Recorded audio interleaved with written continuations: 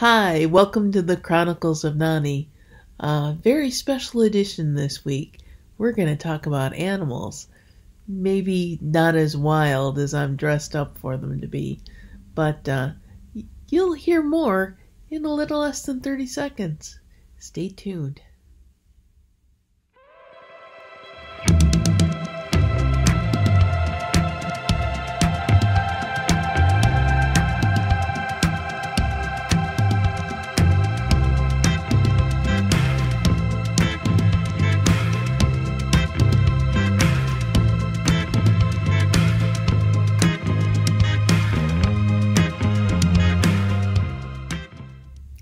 Hi, and welcome to the Chronicles of Nani. I'm minus the cat ears that you saw at the beginning of the intro, because if I've got the cat ears on through the entire vlog, you'll either not really see the cat ears because they'll be sort of cut off, or I'll show you the cat ears and you're not going to see my chin. Because it's going to get cut off. Because there's only so much I can do sitting in a recliner to make that picture just perfect.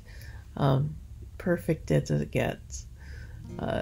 My editor gets tired of seeing my face.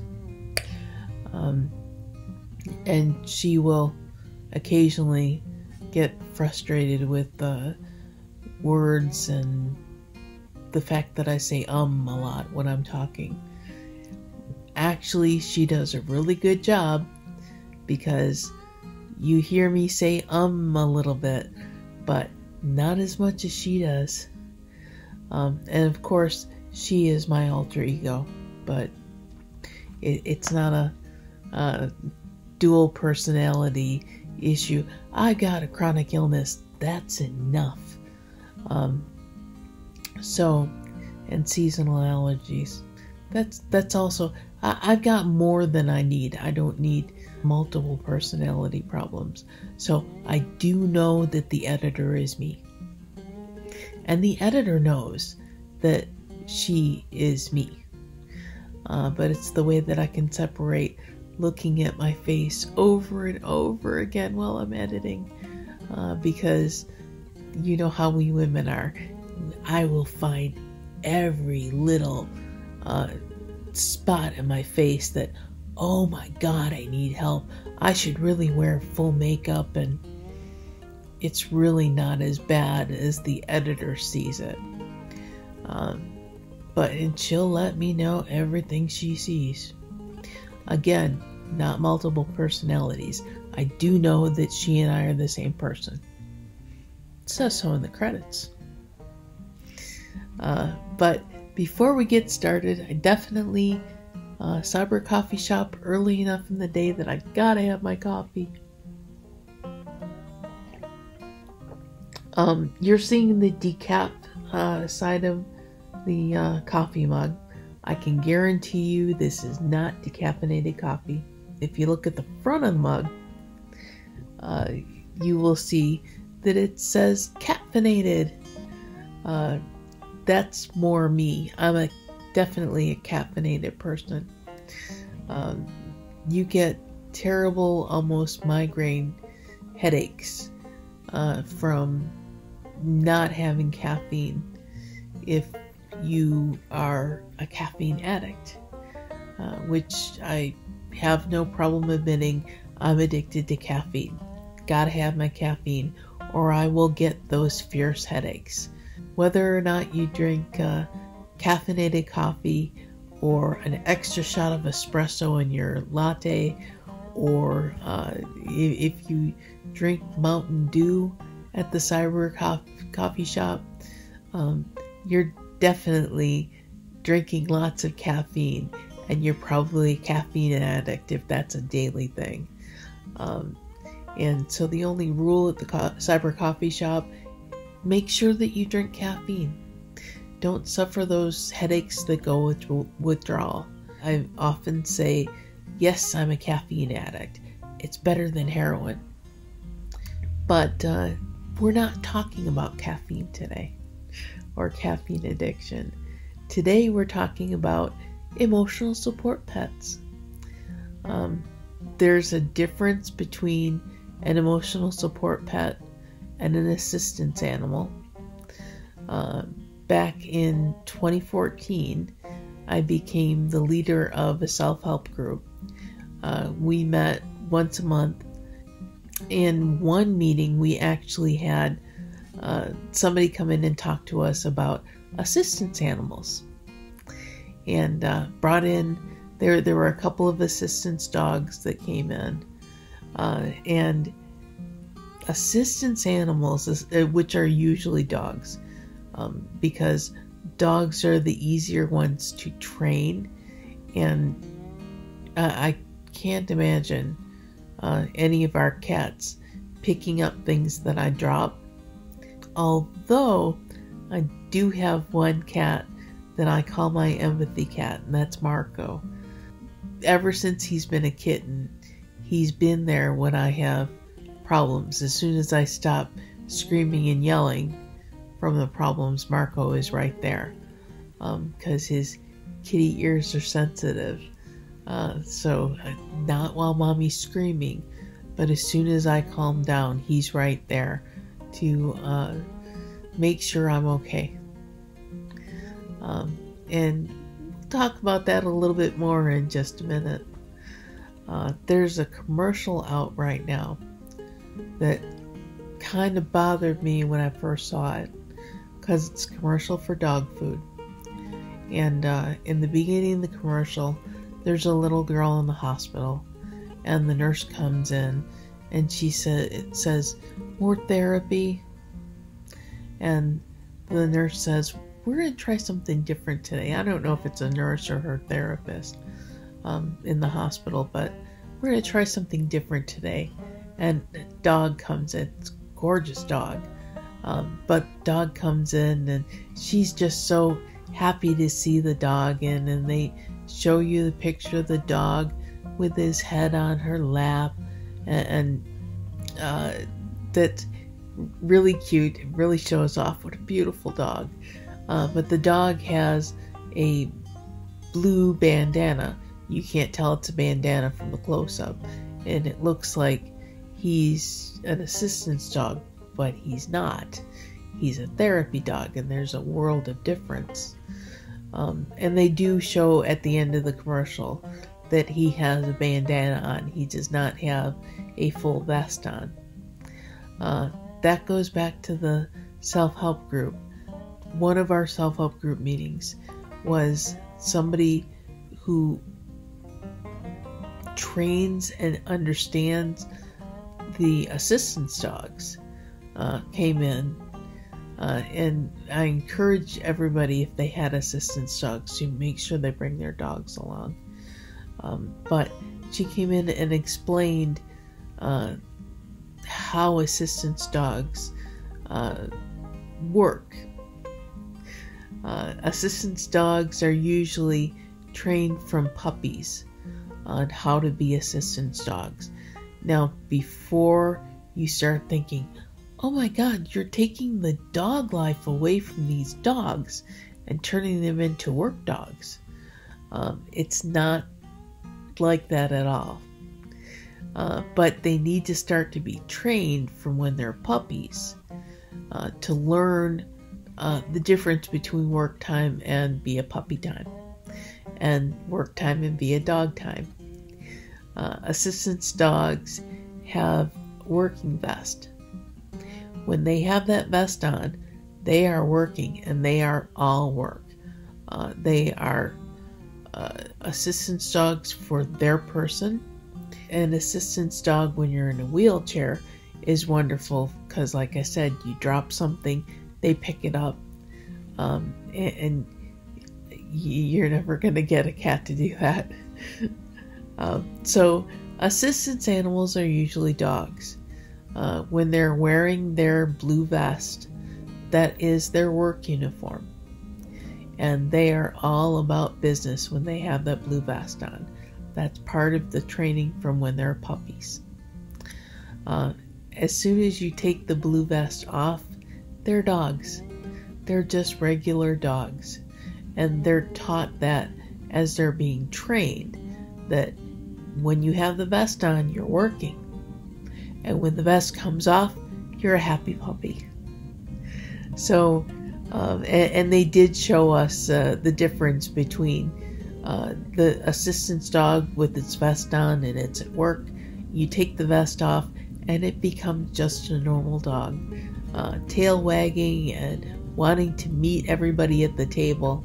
But when you put the vest back on, he's right next to the person in the wheelchair that he came in with. Dogs have that kind of discipline where they can absolutely say that this is my person and this is the number one person I take care of. And like I said, the vest comes off, it's just a dog.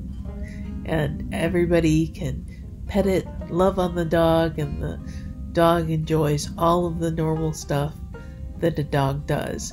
But when the vest is on, don't touch it, and certainly don't approach its person with anything but friendly intentions. I'd probably have an assistance dog, except that my house is too small for an assistance dog, and my husband's not really a dog person, so we have cats. And our cats are my therapy, especially Marco, who, like I said, waits till I'm done screaming, but instantly when I'm calmed down, wants to be with me and wants to sit down next to me and cuddle next to me. A couple of years ago when I had fallen and I had broken bones in both of my feet, Marco knew where to lay down so that he didn't hurt my feet, but it was also a position of comfort and don't you get near my mommy's feet because my mommy's feet hurt. I don't think that animals understand you have pain in this part of your body. And yet, Marco, my therapy cat, definitely acts like he does know where the pain is and what I need to get help, which is fantastic. I also have and have had many wonderful therapy cats.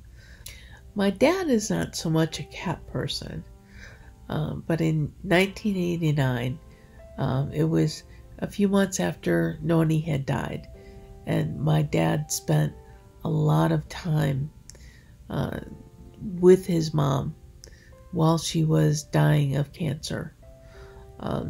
And the emotional toll that takes on you, just that he was spending more time at Nani's house than he was at home.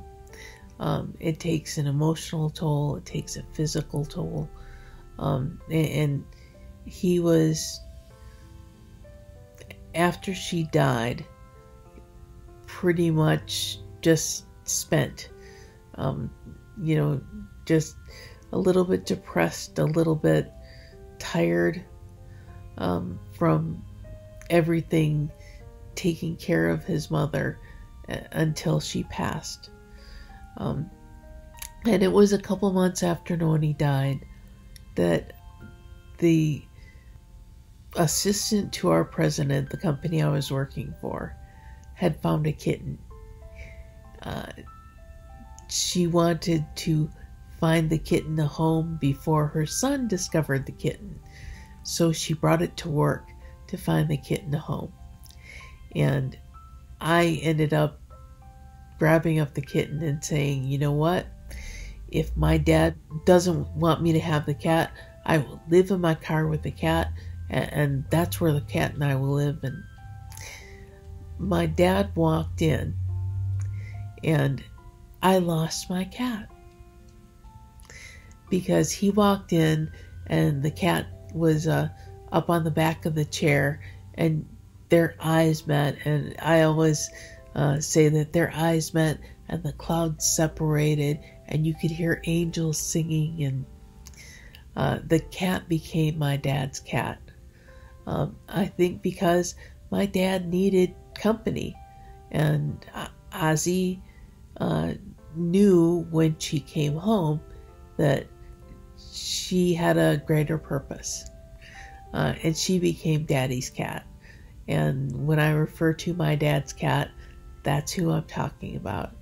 Ozzy was everything my dad needed at the time, and Ozzy knew that Daddy needed help and was right there for him. That's a therapy cat, a therapy animal. When you have somebody who's there for you when you need them, somebody that's comforting. That can include, for a therapy animal, if you have a tank full of tropical fish and after a hard day at work, you just sit down and stare at your fish and it calms you. Those are therapy fish. That's a pet that's there to help you when you need it. Of course, Nemo's not going to jump out of the tank and help you with things that you need. Difference between assistance and therapy. Your tropical fish are not ever going to be assistance animals, but definitely could be therapy pets. Like I said, we've got therapy cats. Lots of people have therapy dogs. This is one place where I'm going to definitely thank my brother, who reached out and asked for people that have dogs that they consider therapy dogs to send pictures of their dogs. And so I had lots of pictures of people with their therapy dogs. I have a cousin who has therapy rabbits, and they have same effect, the comfort of holding one of the rabbits. And I got so many sweet pictures of people with their therapy pets. I couldn't select just one or two that really would be great for the adding to the vlog. So I just wanted to put all of them out there because I got some beautiful photos, and there were people that had dogs that got them through chemo. That, you know, they needed to have that dog to comfort them. Right now, I'm going to show you some of the fabulous photos that people sent showing me their therapy pets. And they are some fantastic photos. And like I said, I couldn't choose just one or two that I used in the vlog. So I'm going to show you all of them.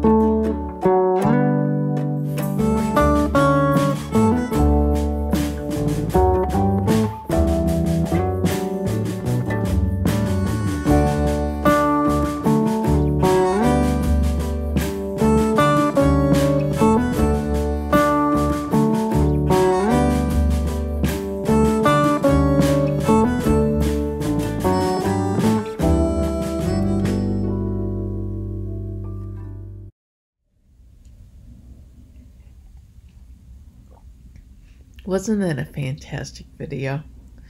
I couldn't pick one or two of those photos. They were all great photos. So I had to show you all of them. Again, special thanks to my brother who reached out to friends on his Facebook page and got me some great shots of people with their therapy dogs.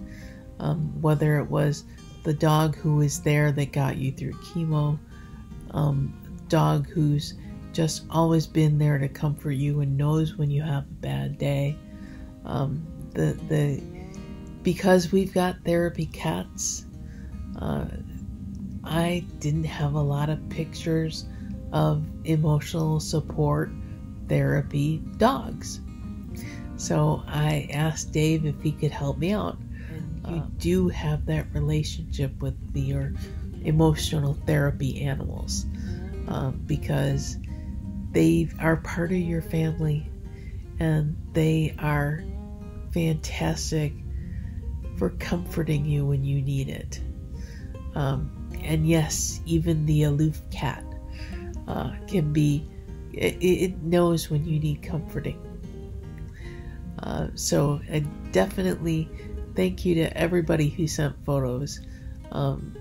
Like I said, I had to show off all the photos.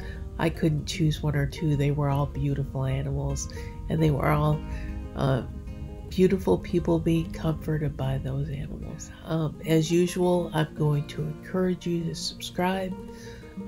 If you, well, I'm not going to offer that you can adopt any of the animals you saw today, because you can't.